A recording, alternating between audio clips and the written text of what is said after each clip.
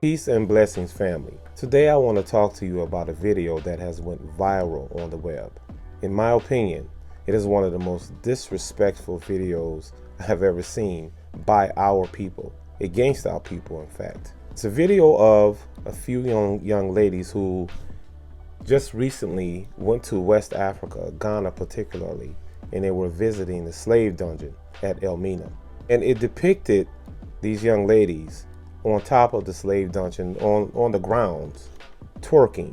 And if you haven't seen the video, I'll post it here.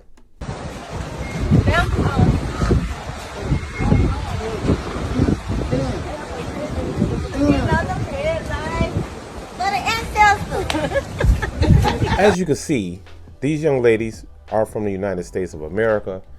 They're twerking and saying that they're doing this for the ancestors. What I found most appalling, not only was the fact that they were twerking on a slave dungeon, but our people seems to be overwhelmed with their loss of consciousness, the loss of their historical consciousness, if you will. Either we're twerking for the ancestors, or we're calling the ancestors demons. I'm confused. When and how did our people arrive at such a point whereby we have no self-respect, no type of dignity for ourselves or the contributions of those who come before us? When I first visited the slave dungeons in West Africa, not only did I go to those in Ghana, but I also went to Goree Island in Senegal.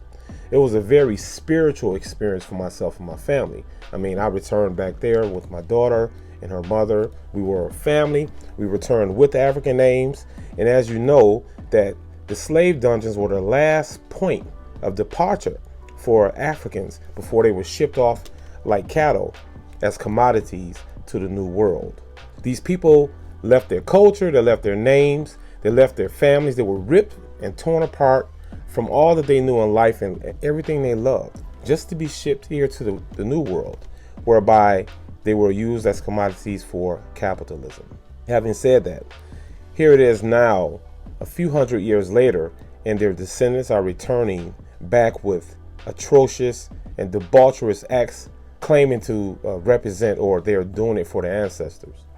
I've even heard some of our people make erroneous remarks as to say, hey, don't Africans dance like provocatively anyway?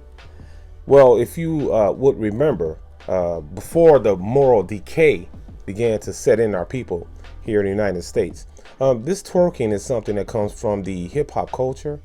It is a form of that were popularized in strip clubs, and this became normalized throughout our community. There are a lot of times when we can allow things that are poisonous, that are toxic, to interfere in our lives, to influence us, and it will influence our behavior. Each and every one of us should be appalled at young ladies stripping, or I should say twerking, in Ghana. Should be appalled. We should be appalled at young ladies twerking in Ghana. We should be appalled at twerking, period. If it's outside of the proper setting or space that it should occur. Now you have little kids twerking. You have grown adults twerking. Even elders, in some cases, are twerking.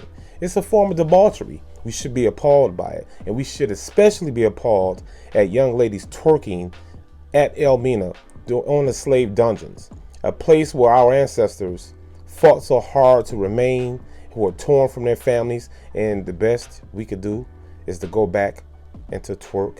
It's interesting that when you see a people who lack an understanding of their history, who have a diminished capacity of their historical consciousness, you can see this in their behavior.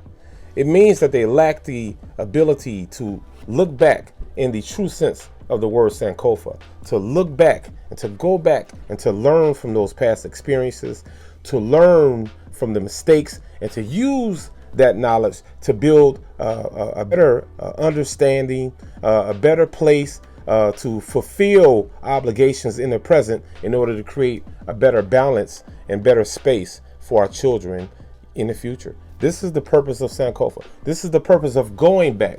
We don't go back to twerk on slave dungeons. Again, this is appalling, it is disrespectful, and we as a people must do better, particularly when it comes to knowledge of self.